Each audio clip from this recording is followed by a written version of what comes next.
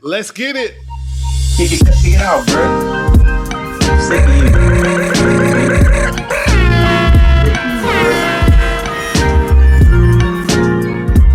Check, 1, 2.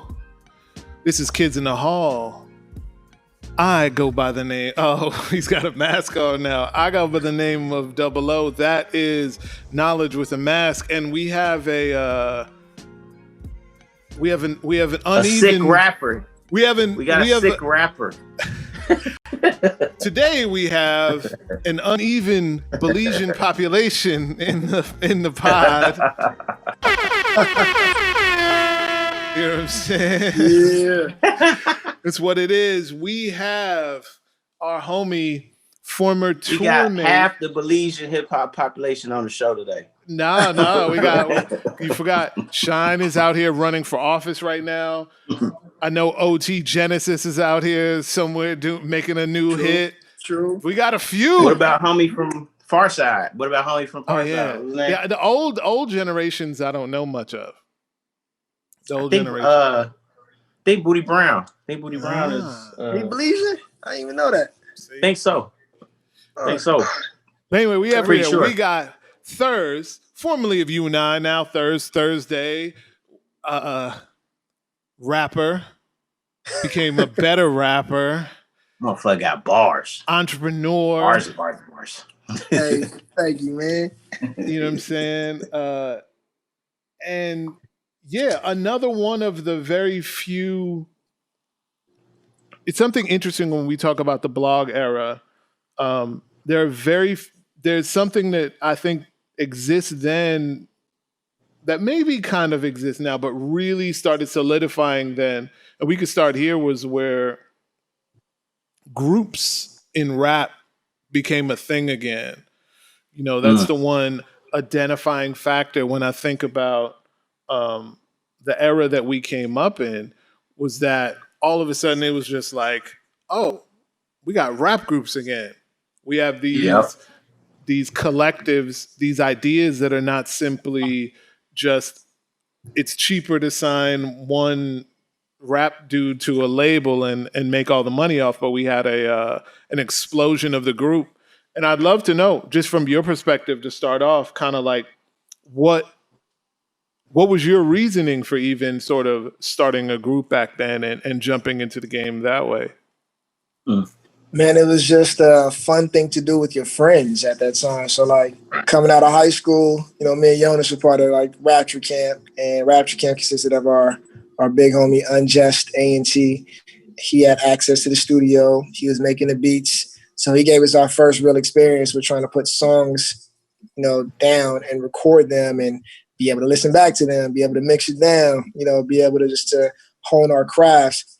So just kind of growing up in that environment and then going to college, you know, me and Jonas were mainly the ones from the crew hanging out together. You know, I was at LMU throwing all these parties, and YO would come up to the campus and, you know, we'd be partying. And we hit the mall, we go grab shoes together. So our lifestyle was of one. So, you know, we naturally just kind of gravitated to each other as a duo, started recording records at Studio City with some of our first beats from like Swift D, from like DiBiase, Pro Mike. Yeah. And it naturally just kind of like turned into a duo. So, you know, it was just that lifestyle that kind of pushed us together and made it make sense. And the timing of the blog era was just, you know, a variable that we couldn't really control. And everything just happened so naturally, man. And it is unique that you said, you know, we come from like an era where there were a lot of rap crews, because it was you guys, it was Pat Dibb, it was Tanya Morgan. So, you know, it was a lot of people that were like, you know, coming together and putting it down. You're right. This kind of was default too. Like, I feel like in order to make shit go, we had to have multiple people serve multiple roles. And like, even with the way Kidz In The Hall formed, it started off as like a way bigger collective. Then people started going to get jobs and doing other things. And then who's left? You know what I mean? Like, literally it was me and Double O left. So I would imagine, like, you know, I saw you all were serving different roles. You kind of played the role of manager even in the situation. Not literally, but like in the way I saw how y'all moved. Like I kind of played that role in our group. Double O kind of played the more administrative because we couldn't afford a role manager. So who gonna be that? It's like, so we couldn't afford this person to do X, Y, and Z. Who gonna do that? Like you kind of saw you as A&R even during that period of time. Like, you know what I'm saying? Like picking out beats and understanding who to feature who. And those were things that I think we had to figure out on our own. And the blog era made it easier to identify who was up and coming. Yeah, I think the blog era definitely helped like foster a community, you know, and yeah, man, I had to just wear multiple hats because like I always wanted to learn how the music industry works. So, you know, I was in college, I was just doing internships. You know, I was at Capitol Records, you know, I was at Warner, I was at Rhino Music Group, just learning, you know, product management and learning what an A&R was, learning how street team promotion worked. You know, just learning all the levels of how the music industry works. So I was trying to just take that knowledge and apply it. And, you know, it worked out. It worked out with getting us noticed and getting us in the awareness atmosphere of hip hop, you know? Now, something that was interesting with you guys, and this is leading into one of our first segments, is that you guys had a really strong relationship with MySpace, right? I feel like it was different than the average than people had before. Because weren't you guys, if I remember correctly, weren't you guys doing videos and all that stuff with them? So we weren't doing videos with them, but they had a MySpace Records. We didn't sign the MySpace Records. We just had like a promotion situation with them. You know, we were like really trying to push our numbers up, really just trying to like push some advertising around our page, around our music, and, you know, just maximize visibility. And that caught the awareness of MySpace, and we were able to establish it with people like Kidz, who was over there. And shouts out to Kidz. Yeah, shouts out to Kidz, man. So we're able to just kind of build a relationship with them, and they were able to, you know, premiere our music when we had new records. And, you know, we were benefiting from that platform, you know, on a high level. So it definitely worked to our advantage, man. And speaking of records, were they playing shit like this right here? Were they playing Fat this? girls, U.N.I. Hey, fat girl, come here. You're ticklish. I know them other skinny cats so ridiculous. You can be cute plus size, boo, cause fat girls need love too. Hey, fat girl. Walking on Melrose, we got a song called Fat Girls. We're gonna let some fat girls, yeah. You wanna go in here? Oh, man. Hey, we getting so much trouble if we did that today, dog. What? Oh, man, yeah, y'all would have been canceled all the motherfucking way on that one.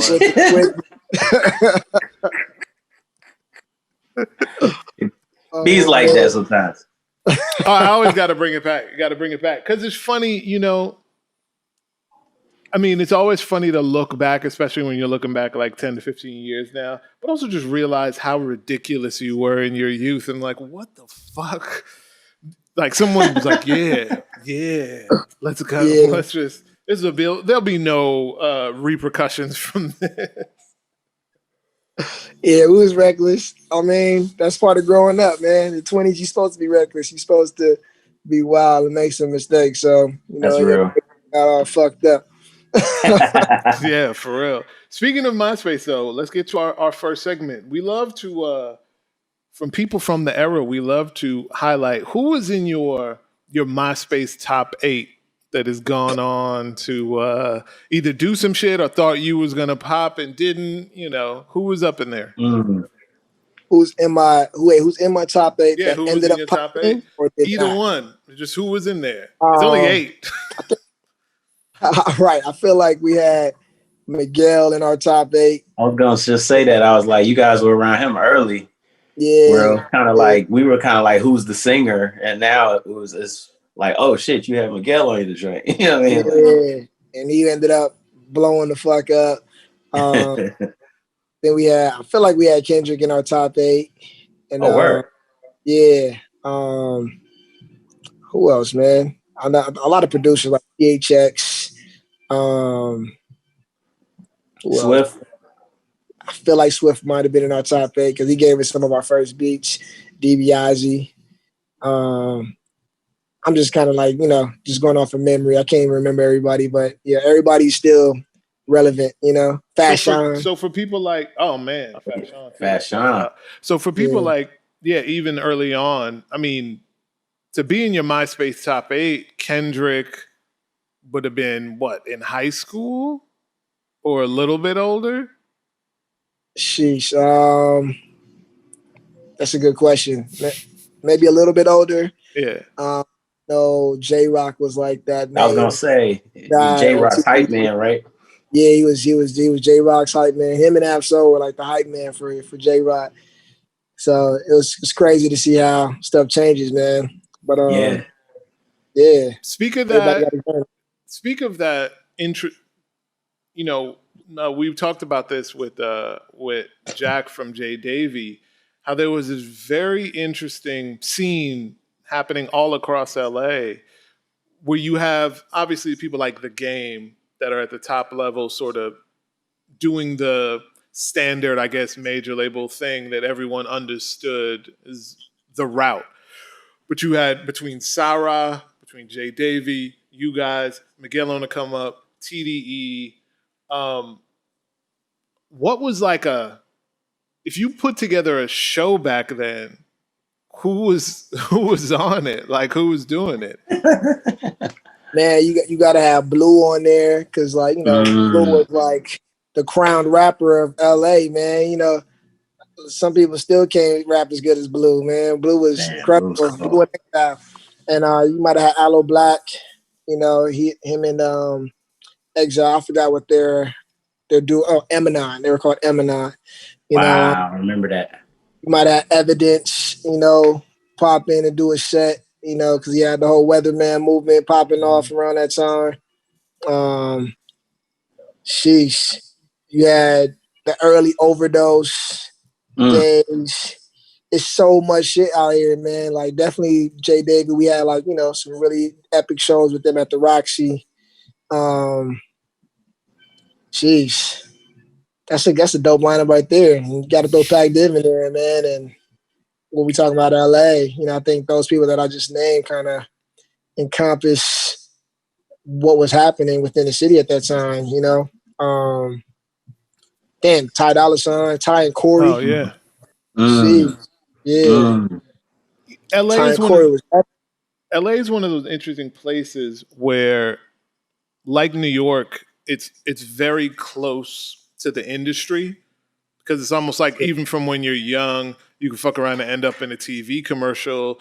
You fuck around and end up on anywhere in the background of Jimmy Kimmel, whatever it is. So, what do you think was in the water at the time that made it so all those scenes could percolate and bubble without kind of like immediately going the sort of industry becoming Omarion route? Like, what do you think allowed that scene to actually gestate and become something?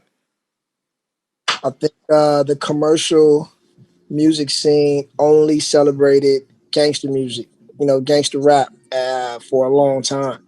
So all the people that I just, named represented LA to the fullest, but we weren't marginalized to being just these gangster rappers. We all from the city. We all know people that are that are with the shits. We all know that. But like musically, we wanted to just all represent, who we are as humans, who we are as people. And I think that was what was resonating amongst the community at that time. Everybody had something to say. Everybody had a perspective that needed to be heard. And it wasn't just what commercial radio wanted to play. So I think that was like the biggest factor to why that whole era was booming, I think that was like our golden era out here, like for sure. And for, everybody back then started sort of obviously finding their way onto the blogs. For you guys, like what was the biggest look that you knew like, oh shit, I'm internet famous now. Let me go to the Beverly Center and get some hugs. I feel like MySpace kind of gave us the biggest licks, but in the blog era, I think Two Dope Boys held it down. When Now Right started posting our shit, I felt the way. I was like, damn, like Now Right, they only post New York rappers, they only post East Coast, so we must be doing something right if we on Now Right. But Two Dope Boys held it down. Hip Hop DX was really one of the premier sites earlier on, and Complex kind of started making waves when they built that whole conglomerate situation, that NMC situation where you had everybody that was under that Complex media house. And, when we started getting our posts circulated around all these blogs, we were like, oh man, we're doing something right because we're getting the maximum visibility through these channels. So whenever we would drop something around like I Love Supreme days, we'd hit the streets. Me, YO, and Jeff, we'd probably go cop some new kicks from Undefeated or cop like a fit from Union or, anywhere over there, maybe off of Fairfax, and then we'd just be on the scene. So that made us feel like we was doing something in the city, having that visibility and just having the homies all celebrate the music at the time. What was when you guys were getting into this, what was success for you back then? Like, what were you guys looking to, you and YO look into in terms of like, oh man, we want to be like this? I feel like the major, it kind of goes, I guess this kind of is in relation to your last question, but the moments that kind of signify success for us where we're having Beautiful Day premiered on MTV. That was like a wow moment because it came from YouTube, hit like 1 million views, and then we were able to get that premiere on MTV, and then we were entered into this VMA contest for Best Breakout LA Artist, and we were able to win. So that was like a pivotal moment for us, feeling like, we're an independent act, getting all this access of getting all this, accolades of a major artist. Mm-hmm. And that was a big moment. And then being able to tour overseas, like doing like these in Japan and, Norway and Sweden and like, thousands of people in the audience. And, we just came from like Inglewood, who were like posting shit on the blogs and shit was translating heavily. It was like being consumed on a mass level. So those are like, I guess, two pivotal factors or pivotal situations that made us feel like we were succeeding, that MTV look and getting overseas. So how did you fit all your goddamn sneakers on the plane? Because when we had you in the tour van, I remember y'all brought like 87,000 pairs of sneakers. And I was like, you finna travel with all this shit, dog? Right. Hey, the smartest person was Curtains, bro. Curtains had one outfit. He came on tour with one outfit. Damn, hey, that's all you doing, bro? Black tees every night. Hold on, right. we gotta take a second because definitely Curtains was, for me, I think he changed. Shouts out to Curtains. We're gonna bring your ass on this shit. I seen him when I was out in Boston, man. He was doing good, man. He transformed, I think, my entire idea about clothes on that tour.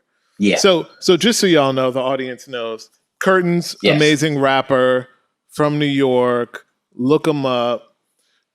Early on, before the blog era, had a huge ass deal over at Artist Direct. Yeah, with Smiles and South Star. Ted Field, who signed Tupac, signed Curtains. Yeah. And so he just understood fashion in so much of a different way. And I remember you guys came on tour with way too much shit. We thought we understood, like, okay, we got this one bag because we got to carry all this other shit. Y'all had like 3 or 4 full-size old grandma suitcases full of. You had sneakers. Leathers on the fucking tour. It was, and we were in a 12-passenger van, mind you.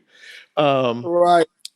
Be like, And yo, ain't nobody gonna see these. G, your feet is behind monitors. and curtains came on with 2 small Marc Jacob duffel bags and a leather and a Scott Perfecto leather jacket, and that was it. I think he had 2 pairs of sneakers the whole time, but it definitely was like, oh, I'm doing this wrong. I should not be accepting all these free clothes that every single up and coming hipster brand is giving me. I should not be spending all this money. I should just be buying those very few pivotal, perfect pieces that I can just wear forever and not be that. Everybody was dressing like that the very next year. Everybody was dressing like that. Oh, yeah. Yep. Oh, like fully every day, like without being on tour, people was dressing like that. Yeah, he definitely, Brooklyn makes, the world takes, so they say. Yeah, that was before Hove did the whole I'm gonna wear black for a year straight. That was before that. True. Like, Curtains is a trendsetter, man. He was up on that already. Like, I remember not to make this the curtains episode, but we telling these stories. But G, we were at South by Southwest, and I saw curtains wear 5 outfits in one day. And I was like, what the fuck? Like, you know what I'm saying? Like, what is this kid doing? And Manap had told me, like, yo, Curtains is a fresh dude from New York or whatever. Like, and people knew he had bars and all of that, but like, I literally saw him at South by switch from one Benetton shirt to another Benetton shirt. Like, in the midst of like going in between maybe Stubbs and one of those other bars. And it was like, he was like in the alley. And I was like, yo, this dude is committed. Like fully committed. Like he had a different shirt on at every show that he was at. Anytime he stepped on the stage, and he was like, yo, that's my point, is I want people to realize I do this fresh shit. And I was like, whoa, I ain't never heard nobody say no shit like that to me. I was like, yo, you got a Benetton shirt on, you could just wear this shit all day. He's like, nah, I want people to like write about this in Fader, like that I fucking had 5 shirts on in one day that most people can't even find one of them. Yeah. And I was like, oh, this dude's crazy.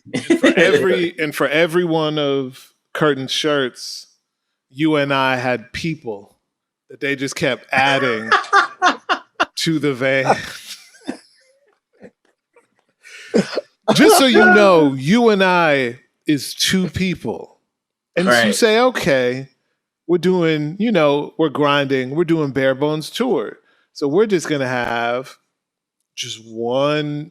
It was just myself and Knowledge. But they were like, no, we want a DJ. Okay, you're going to have a DJ. Then just new people just kept showing up.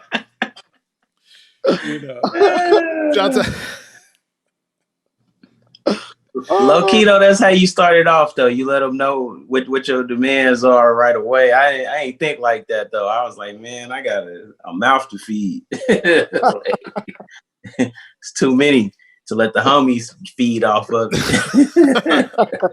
Yeah, but I actually am interested in that because you, even though we were out here having fun and obviously enjoying rap life for whatever it was during this time, you had a whole ass child. Yeah. So how did you balance what was happening? Obviously, all the accolades, the MTV premiere, those things were happening, but those things weren't necessarily monetary, gains. That was just the ego is fed. Everybody on Melrose and Fairfax know who you are, but then it's still like, how am I going to pay for this Popeyes or how, Right. So how did you balance that? Because you were living in a very real world scenario during that time, Yeah. Well, before we kind of like took off for like tour, I was working as a stat analyst for this actuary firm. So like, you Okay, know, what my the 9 to fuck 5. is you just made up a bunch of terms and I'm trying to figure out exactly because we went to Ivy League school and it sounded like you were bird watching He or was something. calculating when folks was gonna die. That's what you was doing. He was calculating when folks was gonna die. So yeah, what stat analyst for an actuary? Ain't that what that firm. is? I think that's what ain't that what that is? You like processing premiums and claims for insurance companies, and you just kind of receiving all these numerical data, and you're just running it through SQL on a daily basis, and just kind of like presenting, you know, different insurance companies with, you know, options to how to run their business at the end of the day. But yeah, you kind of like you're touching on pretty much what it was, but I didn't really fuck with that shit too heavy. I hated that job. On everything, my homegirl did some shit like that, and she used to say that it was calculating when people was gonna die for policies and shit. Like that's like for life insurance and shit. Yeah. So they would be like, "Oh, you smoke? That's 10 years off," or "Oh, you do this? That's 5 years off." Yeah, so many variables, dog. So many fucking variables like that give you different, you know, values, and yeah, it's boring as fuck. I used to hate that shit, and then at you know, night, only took it for the salary, man. At the time, my first real job out of college, when I had my daughter, so I was like, shit, I gotta have this bread, and then, you know, ended up getting fired. Did you just put like policies on all your family members and shit? Nah, cause like I wasn't. That would have been the move, actually. Like, yo, everybody's gonna live till 90, yo. Fuck it. Right. That would have been a big play, but you know, I didn't have a foresight like that at the time. But yeah, shit was boring. I ended up getting fired, and then that was like right before we went on tour with you guys, man. So everything kind of worked out, but like that helped me like pay my bills. The tour wasn't no real money, but it, you know, it kept us afloat over over that duration that we was gone. Came back and did like some contract work. I was managing a store in downtown. I was like I remember a buyer. I was like, you know, I remember that event coordinator over there, you know, doing parties with 2 dope boys. I was doing like a lot of parties. So I was just like, you know, it was called Colors or no? Yeah. Colors. Okay. Yeah. And then you had another one too, right? I don't remember. It was like was it like a party in my backyard or something that? Living room. Part of my living room. Yeah. So that kicked off after I did an EP, and I was like one of the first Red Bull Sound Select artists, because I started doing contract work with Red Bull. I was like helping produce a lot of these events. I was doing a lot of seating, and you know, just been in a lot of relationships through Red Bull, and then they ended up entering me into the program as an artist. So I was working both spectrums, you know, of that situation, and then I was able to get an EP recorded, you know, by being on Red Bull Sound Select. Man, that was clutch. Yeah, it was cool. It all kind of just worked out. It's been a journey. And then after that fiscal year, I didn't have any like budget left to market this project. So I just took a grassroots approach, and I was like, you know, I've been throwing events in LA for a minute. Let me throw this house party. Let me add some production value to this house party. Let me get my sound engineer in there, get my band inside of the living room, and you know, give people a real experience, and you know, just make this house party something greater than what it could be or what it normally is known as. So that kicked off. You know, I didn't even really expect the response that I got from Party in My Living Room, but like over like 500 people came to that first one, and you know, that shit blew my mind. And you know, I had a videographer there that captured the whole thing, and I was able to use that recap footage to grow a brand, you know, just spread awareness about Party in My Living Room, spread more awareness about the designer EP. And, you know, I did like 4 in the first year, and I did 10 the next year, and, you know, more in the following year. And then, you know, I took a hiatus from it just because I got into a lot of songwriting and I couldn't travel as frequently. I was just in the studio like every night. So, yeah, man, Part of My Living Room is definitely something that, you know, taught me a lot about you, and just, you know, marketing to certain demographics and being able to, work music into these environments and create an experience around music. So yeah, it's been a journey, man. Been learning a lot. I'm still learning today. That shit's real. Yeah, no, I feel it. But we do have to take the time to say rest in peace. We have a segment called Prayer Hands Emoji. So we have to say R.I.P. to Yannick the Destroyer. I'm not sure when he passed away. I don't know what the hell you was about to say. But Yannick the Destroyer was a character that would appear on tour every now and then. Every now and then. And possibly my favorite iteration of him was outside of the venue in Fort Collins, Colorado, which is, a peak meth town, but also an awesome town. And it's possible that Yannick was on meth at the time, but he tried by himself to lift the car up, to lift a motherfucking car up. And I don't know that how shit it seemed like started. that was like a scene out of Atlanta, like that Donald Glover show. That was like a scene out of that joint. That definitely was a scene out of there, bro. Hey, who bet me, dog? I think Holla bet me to lift up the smart car. It was like it was a smart car. Yeah. It wasn't a old school. It was the result of too much Hennessy, mixing that with some champagne. Yeah. And I felt super strong. And, I probably would have lifted that shit up if curtains didn't save my life. That was just curtains didn't save it, dog. Say no, bro. You can't lift this. Can't do it. You're like, that ain't for you, bro. Yeah, he saved my life, bro. I would have embarrassed myself out there.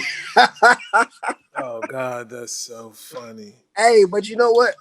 I was really strong that night, man. Because y'all remember the big girl that I picked up on stage?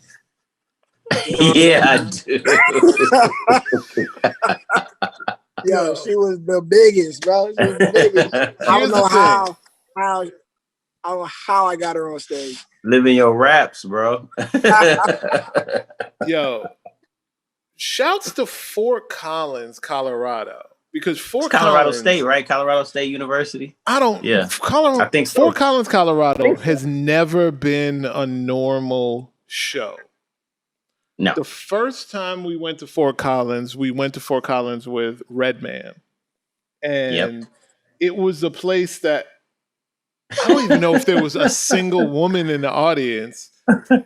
But we just had the entire time just drinks just thrown at us. Like we were dodging drinks, just flying at the stage the whole night.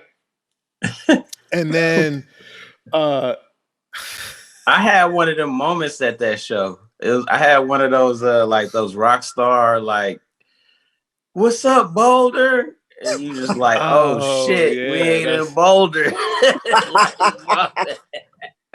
I tried to play that shit off. I was like, I heard, you try to make some shit up. I was like, yeah, I heard Boulder. I said, I heard Boulder got the best hip hop fans or some shit. Ooh, they were like, motherfucker, you fucked up. I tried to clean it up. I was like, oh shit. I damn near slept. I slept the whole time I was there. I forgot that we were there. I thought we were still in Boulder. I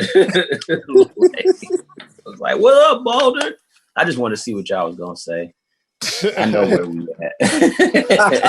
Oh man, got mad love for Fort Collins. I know. Yo, Thurz, what up, Denver? I mean, Fort Collins. Like, man, that reminded me of that Southwest commercial. That old Southwest commercial with the dude was singing on stage. Said the wrong shitty. I think he was in Chicago or something like that. You know what I'm talking about? I do not. They would have bodied his ass in Chicago. like, what? Where you think you at, bro? No, but yeah, that was one of those. It was definitely one of those towns. But Double O, you had something about Fort Collins else you was gonna say? Oh, and I wasn't gonna say. Oh, shouts out to that random. Actually, shouts out to that random Mongolian. It's like Chipotle for Mongolian food that's across Mongolian the street. steak, yeah, they had the Mongolian beef. Exactly. That Oh shit. wow! In Fort Collins. Yeah, It was cracking. Yeah, it's all the like way it's cracking. been there every single time we've shown up. So wait, I just remembered. You were because I don't remember shit. You were on tour with when we were on tour with Warren G, right? Yeah. Yeah, and Bad Luck and everybody. And Holla. Yeah, Bad Luck, Holla. Yes. Yeah. Shouts out to Bad Luck. That was one of my favorite tours, man. The Diamond funniest- Lane. Yep. Shout out to Diamond Lane, man. what was They still Warren's killing me. what was Warren's uncle's name? The dude that used to start. He would start slow, but then he would start cranking up dancing as the show went on. I don't even remember his name, man. I don't even remember his name. He was getting it, man. He had the He was getting greatest. it. Those was good times, man. And you wouldn't have thought all of those different elements would have made sense, but they definitely made sense. And like Warren G dropped a lot of jewels on that tour just through like sitting around him and playing dominoes or whatever. Like he was letting us know a lot of gems. Like I remember him saying something about the fact of just like, yo, like I've been rapping the same 3 songs for about 25 years. Yeah. And literally those 3 songs feed families, plural, you know, and I don't have to do this anymore. You know, like when he was like, I don't have to do this, but I do this so that I can circulate the dollars throughout my family and throughout my friend circle.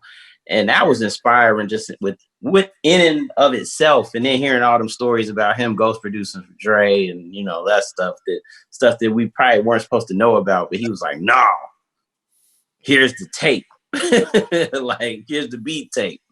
Tell me that ain't the Chronic. You know what I'm saying? Like, and I'm like, God damn, he really did do the Chronic. Like, I didn't know. I'm taking the 5th on that one. The funniest thing about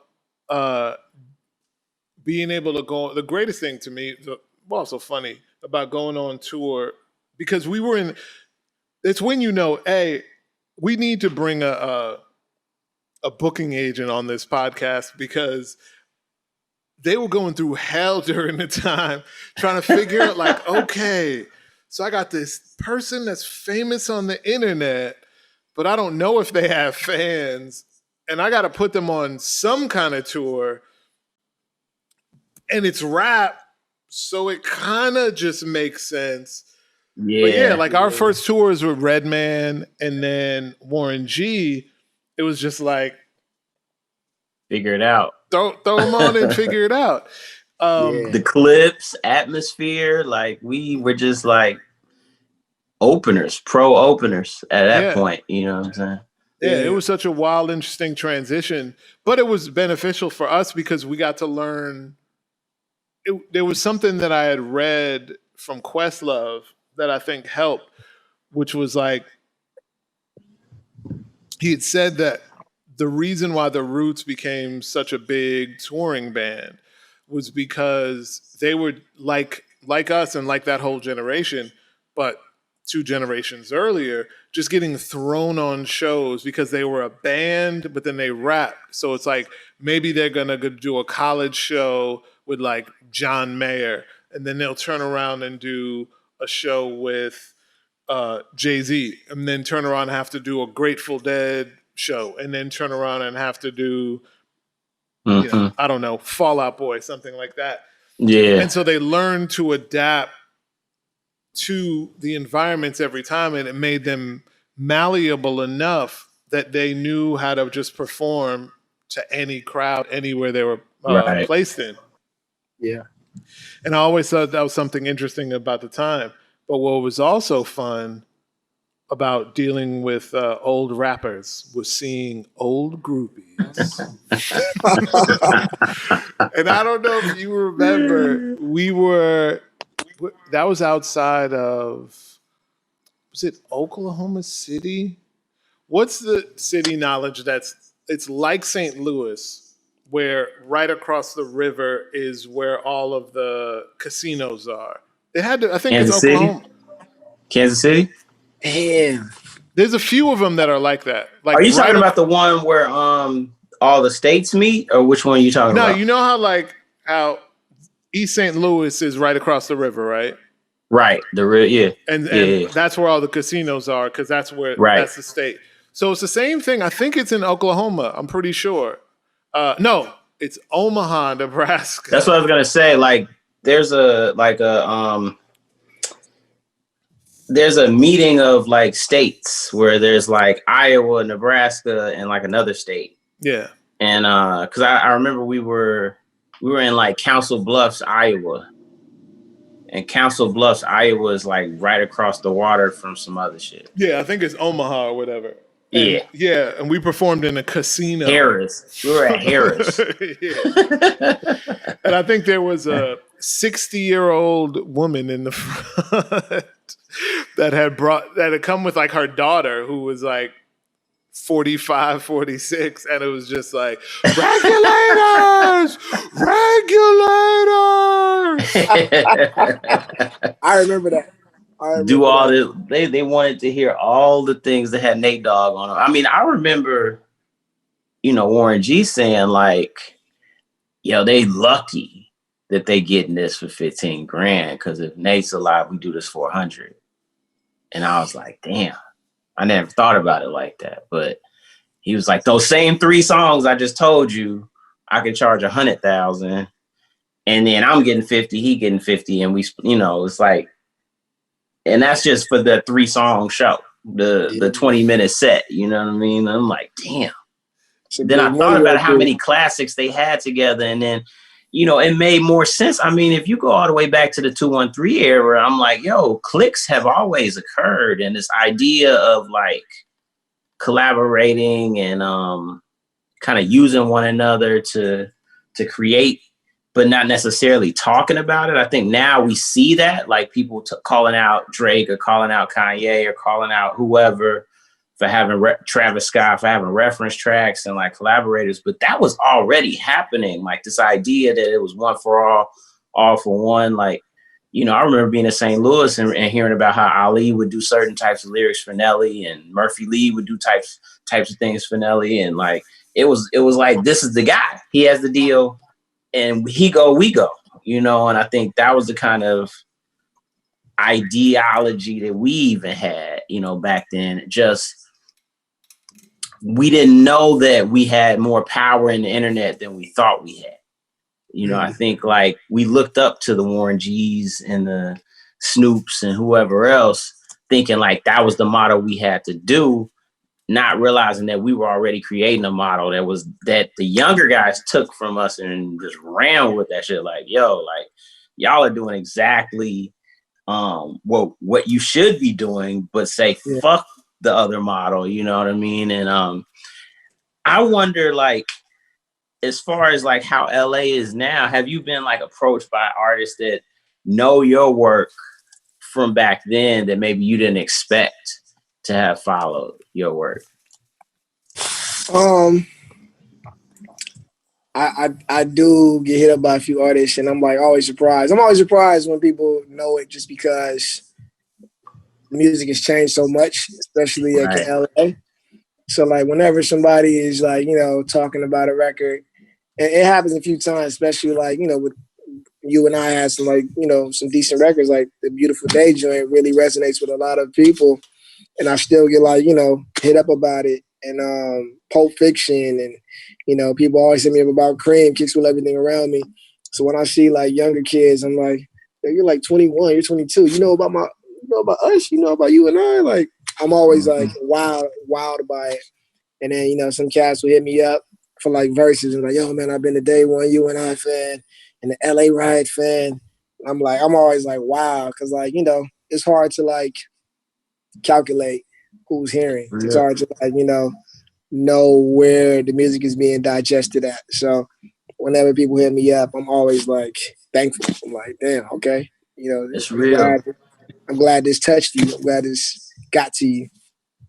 You know Yeah, what I so mean? It's very real because we always had people like Vic Mensa and Rocky Fresh and people like that, Joey Purps, who was around, who would like acknowledge Chance too, who would be like, yo, like Kidz In The Hall doing their thing. But it would be when I'd be in rooms with like King Louis and I'm like, you know us? You know what I'm saying? Like, you know what I'm saying? Like, word, you know what I'm saying? Or I'd be in rooms with, you know, I would be around guys who, you know, were producing Dirk, or folks, someone like Seasick who was working with Dreezy and working with just a lot of the newer generation of artists who were making stuff that was completely unlike what we were doing, but they were like, yo, like, if you want to collab, what's good? You know what I mean?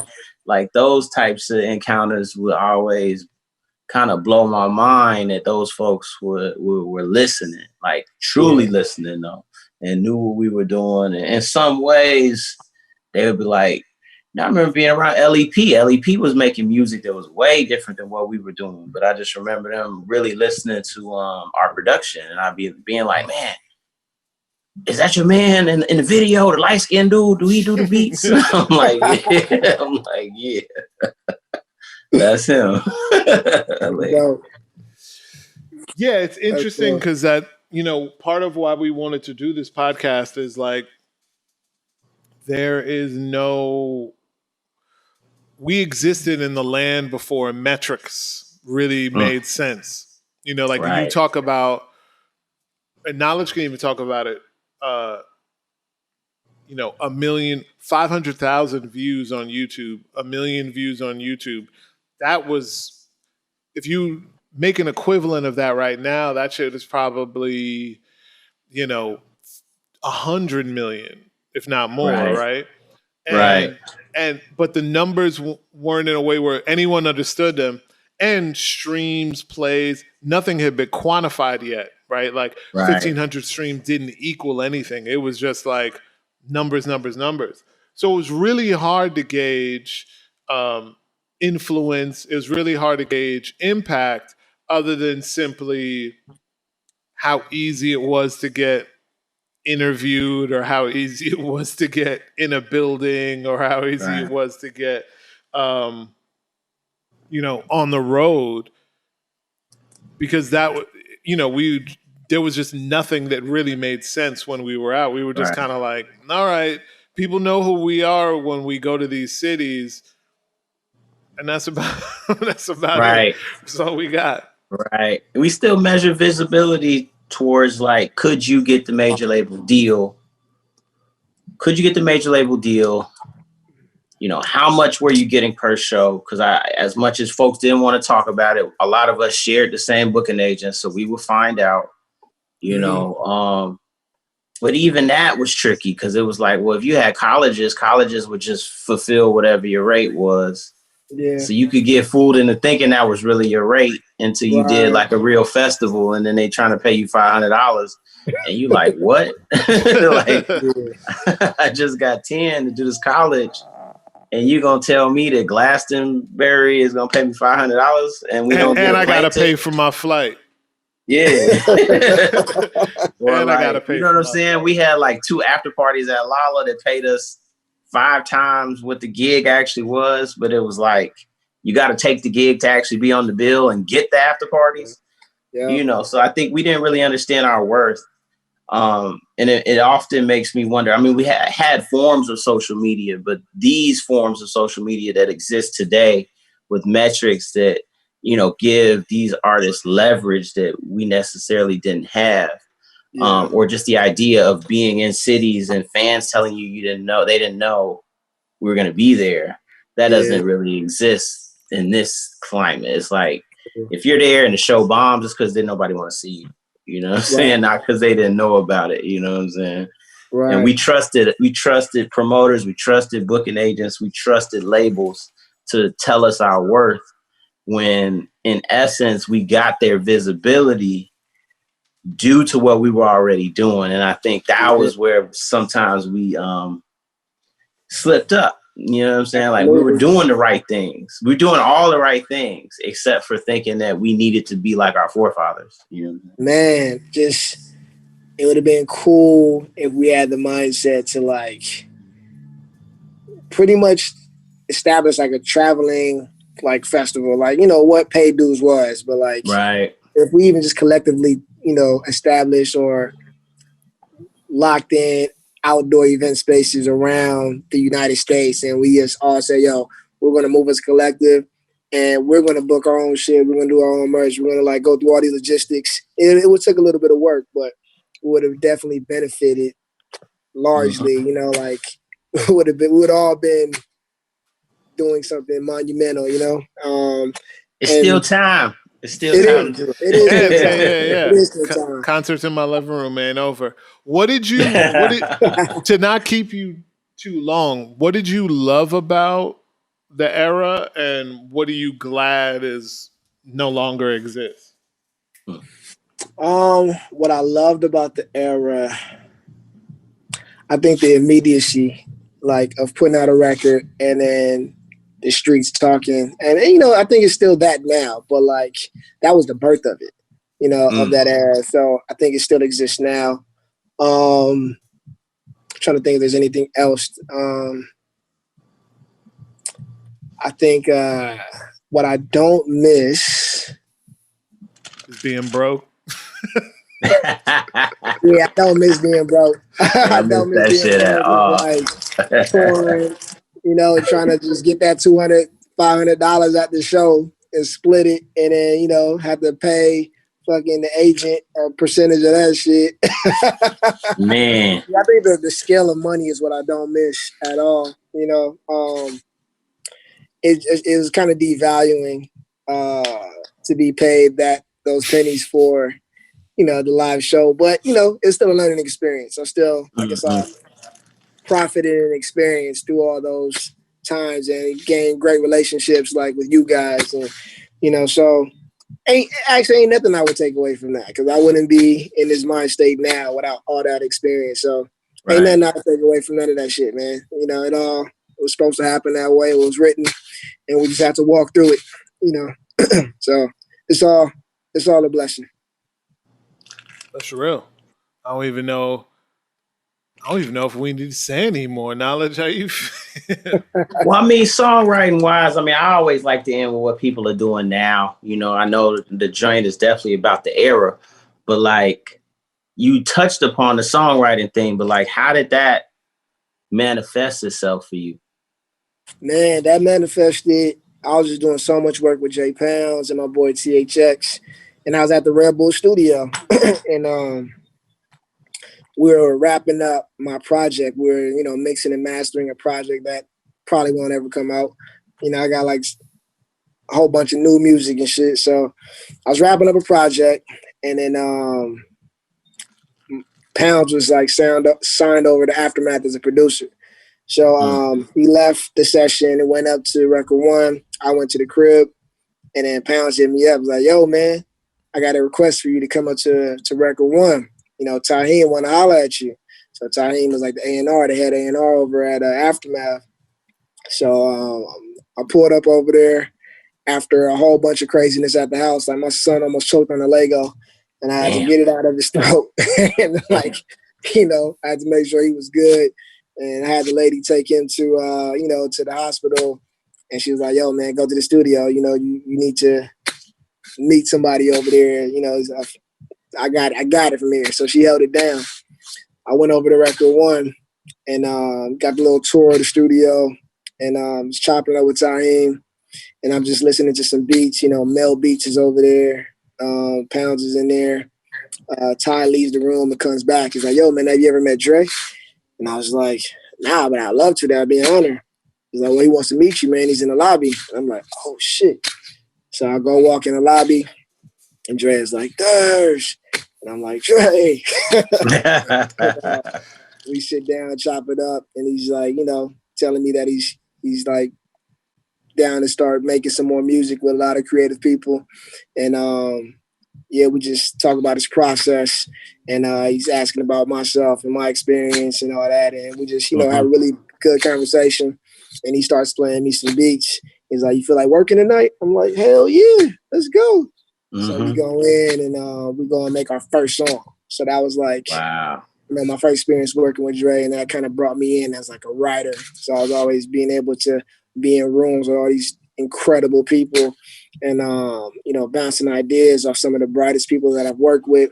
So, it was a incredible experience, came at the right time, and, I was still able to get better as an artist, get better as a writer. So, right. Yeah, man, that's what kind of catapulted me into that playing field. That's amazing. Dope. We still got to do a project for the motherland, man. We got to do a project for Belize. I don't know how, but I feel like we got to do something. Hey, we got to go all Punta, all Soca. Let's do Punta, it. Man. Let's Fuck do it. Punta Rock all day. Trapped out Punta Rock, whatever it is. Man, thank you so much for being on with us. We love to celebrate the era, but we love that everybody is continuing to do amazing shit and continuing on. So I love to hear that. Yes, Thurz from U.N.I. Thank you. This is Professional Leisure. That is Young Knowledge.